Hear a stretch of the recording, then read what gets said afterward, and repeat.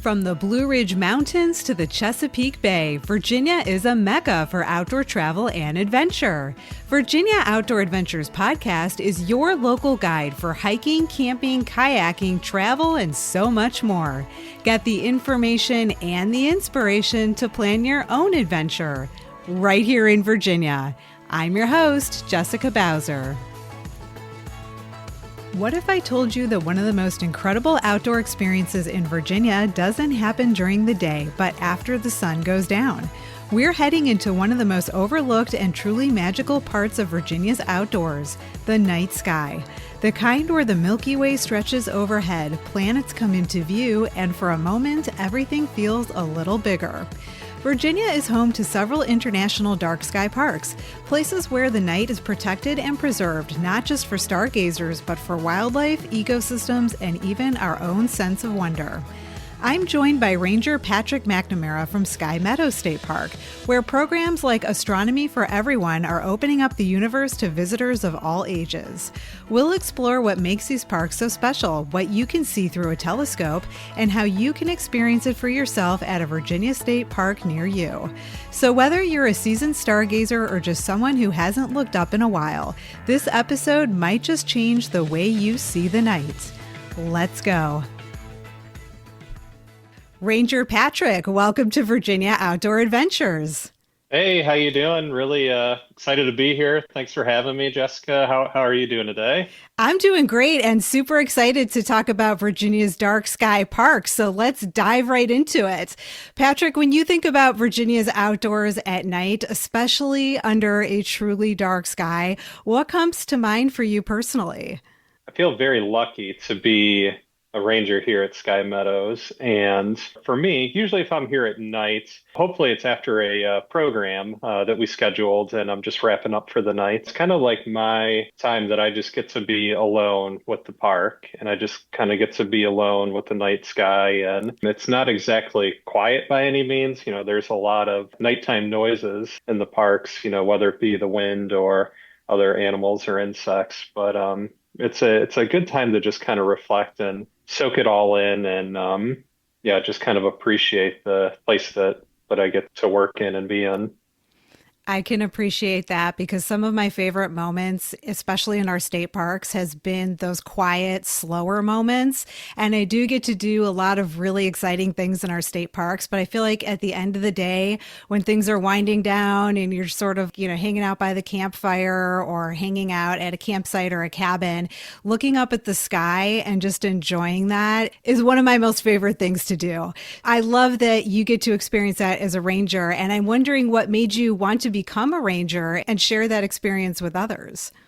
I went to college in Illinois at Illinois State University and didn't quite know what I was going to do, with my professional life, but just kind of working in an office, working in an indoor location, going into the quote unquote real world was, somewhat intimidating. So I wanted to find an opportunity where I could try to postpone that as long as possible and got involved with an outdoor adventure club and ended up changing a major to parks and recreation. And, I saw that park ranger is like one of the things you can be if you get a parks and recreation degree. So it's like, all right, well, I'll give this a try. And if I can't get a park ranger job, at least I can kind of land at least in the outdoor world and I'd be satisfied with that.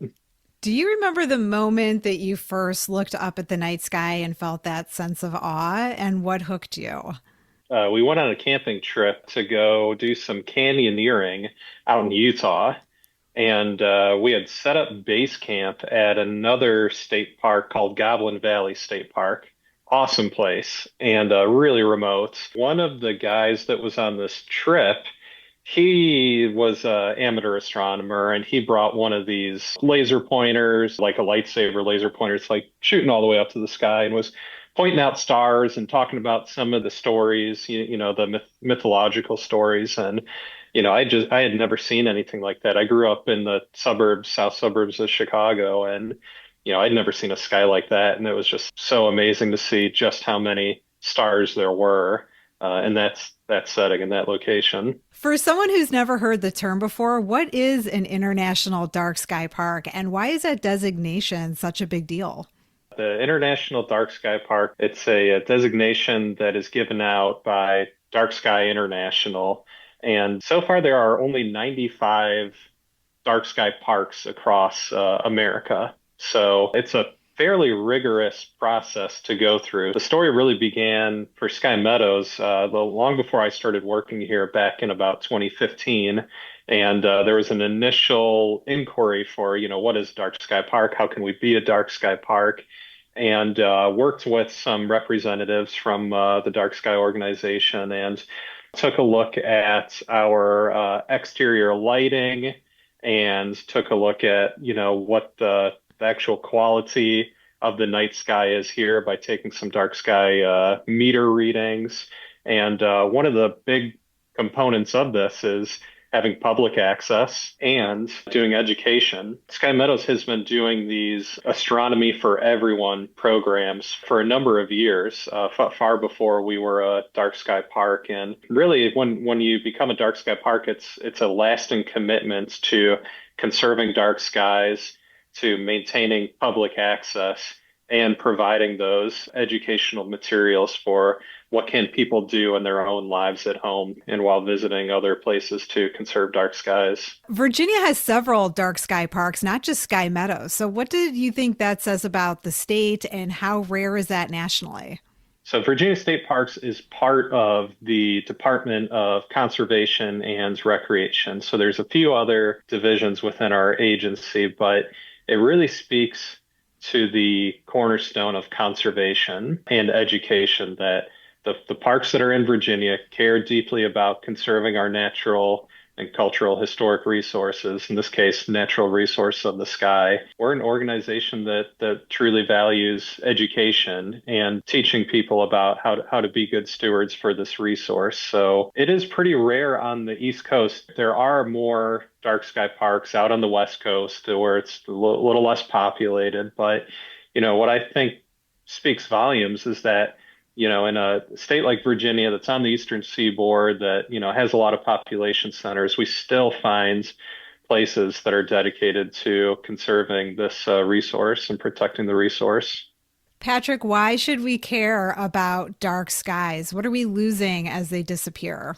Well, we're losing a lot. For as long as humans have been around, have been enjoying the cover of a night sky, looking up at the stars, shaping our myths, using our dark skies for navigation, for calendars, and pondering our place in the universe, our place in the world. So when you can't see the stars, you kind of lose that link to the past. And it's not just kind of like those larger, more heady things to think about. It's also that directly impact us, our own health. So when we lose our truly dark skies, it can throw off things like our circadian rhythms are tied to our alertness during the day, our blood pressure regulation, and, immunoresponse. A healthier person is able to respond to other illnesses better. So it's truly it's of importance to public health as it is to anything else. And, not to mention so many other animals. So migratory birds that are navigating by night, 80% of the migratory birds are actually migrating at night. Out on the coast, the beautiful Virginia coast, we have the sea turtles. They need a dark sky in order to find their way back to the ocean. And a lot of insects. There's a number of studies that when there's brighter lights that are on all night, it's attracting insects towards the light and then away from plants that need to be pollinated. So their populations are hurting because they're not getting the food, and then it's also impacting plant life. It's one of those nature quotes that I've heard. When you pull at the thread of one thing, the whole can unravel. So it's kind of like when we lose this dark sky, it affects so many other things. It's all those unseen consequences. Spring adventures are calling, and the latest Virginia Outdoor Adventures merch is ready to come along. With the fresh, bold seasonal design, these ultra comfy hoodies and tees are perfect for life on the trail, around the campfire, or wherever you roam. Whether you're heading out for a hike, planning a weekend trip, or showing your love for Virginia's outdoors, this gear was made for you. Grab yours now and join the community behind the podcast. Every purchase helps keep new episodes coming so you can keep exploring. Find it by clicking on Shop the Virginia Outdoor Adventures merch store in your show notes. Light pollution is something that I think most people don't really think about, and I see this even in my own neighborhood. I have neighbors who believe that if they don't have their lights on all night long, that their homes or their cars could be broken into. Even our local police department encourages people to leave lights on all night, and our HOA is always getting complaints from people saying that they want more lighting up and down the streets, around mailboxes, around parking areas. So why should we be thinking about the impact that all of this lighting is having on our dark skies? Not only just children, but adults are also afraid of the night, it sounds like, people feel a little bit more comfortable if there's more light. And I get it. Lighting at night is important for a variety of reasons. There's good quality, responsible outdoor lighting, and then there's the opposite end of that spectrum. And it's very interesting because, the Virginia Crime Prevention Association, they recognize that providing lighting systems that minimize glare, minimize shadow, and light pollution and light trespass overall will lead to more safe areas. So, when we're thinking about this outdoor lighting, I have the same things I work through at my house, right? A light burns out. I got to go to the hardware store and I'm going to go pick out a light and seeing 5,000 lumens, 7,000 lumens, 10,000 lumens. Like one of the things that a homeowner can do is just make sure that it is useful, right? So only using light if it's needed. And, thinking about is this just letting the dog out at night so you can see where the dog is doing a business? Or is this just from your, getting out of your car to your front door? You might not need the 270-degree broadcast of light. You just might need, something along your walkway, for example, something that's targeted. So it's only pointing in the direction where it is needed. Because there's another type of light pollution called light trespass where I see this a lot on commercial buildings where it's just at night, there are lights shining out in all directions, mostly just kind of going right into the eyes of whoever's, walking, or driving around that building. So it's not really targeted. Maybe they're trying to illuminate a door or a specific parking area, but this is just kind of being broadcast everywhere and it's going on to neighbors, houses as well. And something that is low level, really light doesn't need to be any brighter than is necessary. So, that cuts down on some of the glare that if you've ever driven at night, the headlights that are coming at you, somewhat overwhelming. So having a low level light, something that's controlled. All of the exterior lights that I have, around my house are all on a motion sensor. So it's not something that's on a photocell that just turns on when it's a low light. It just goes on through the night. It comes on only when it's needed. And generally speaking, people prefer a warmer colored light than a cooler colored light. So I often use the comparison of like Christmas lights. You go to the store, you're going to buy Christmas lights. You can have warm white or cool white, LEDs. And generally that warmer color, that's kind of the color of what incandescent lights, used to be, is preferable to most people than, the harsher, cooler, brighter, whiter colors of lights. I would imagine also that probably saves homeowners a lot of money by not having their lights running all night and only using what they need instead of overdoing it. Absolutely. Anything that you can do to cut your, reliance on needing additional, paying for that electricity, is not only beneficial to you, but it's beneficial to everyone as a whole. Few activities bring you closer to nature and your family like camping. It's the perfect escape from the hustle and bustle of everyday life. Imagine waking up in a Virginia State Park surrounded by towering trees, breathing in fresh air, and spending your days swimming, hiking, canoeing, or tubing. At night, you'll gaze at a sky filled with countless stars you'd never see in the city. And after all that adventure, you're sure to work up an appetite. Cook delicious meals over the campfire, and don't forget the s'mores fixings for a sweet ending to your day. 29 state parks throughout Virginia offer camping with a total of more than 1,800 campsites. Reservations are recommended, and it's best to reserve a site as early as possible. Or maybe a cozy cabin is more your vibe. Virginia state parks provide comfortable and economical overnight accommodations. There are nearly 300 furnished climate control cabins of various sizes throughout the state. Many cabins are available year-round. If you want to get away from the hustle and bustle of modern-day life, you can't beat a Virginia state park. Reserve your cabin or campsite by clicking on Virginia State Parks in your show notes. Can you paint a picture for what makes Sky Meadows such a special place for stargazing? It is absolutely fantastic. We are just so lucky to have our park the exact location that it is because on our astronomy nights, we have it right up at the historic area, which is on a elevated hill, kind of in the foothills, the mountains leading right up to the Blue Ridge Mountain. And we are fairly well insulated from light pollution because of the topography that we have around that location. So to the west, we have the Blue Ridge Mountains and the Appalachian Trail that runs through the park, the big, 2,000-foot peaks that are blocking out light, coming from the Winchester area. To the north, we have Paris Mountain, and that's blocking out some of the light from some of the more not that there's a lot of light coming from, rural Loudon, but there's, some lights that are up in that neck of the woods, and that's shielding a little bit of that as well. To the east, we have our own Lost Mountain as part of the park. That's kind of shielding from some of the, air points going to the east, through Middleburg and into northern Virginia. And then to the south, we have some other mountain range as we go down the Crooked Run Valley that's shielding from Warrenton and Fauquier and the Gainesville area. So it really is a magical place where it's fairly well insulated from all of those major metropolitan areas. That sounds like it makes Sky Meadows an ideal location. Now, I've been to Sky Meadows so many times, and I've attended the Astronomy for Everyone program, which is wonderful. Such an amazing opportunity for people to come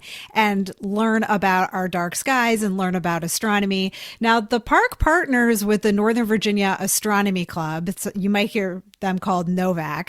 How does that collaboration enhance the experience for visitors? Our event would not be nearly as popular, and it really wouldn't be possible in its current iteration if it were not for this fantastic partnership that we have with the Northern Virginia Astronomy Club.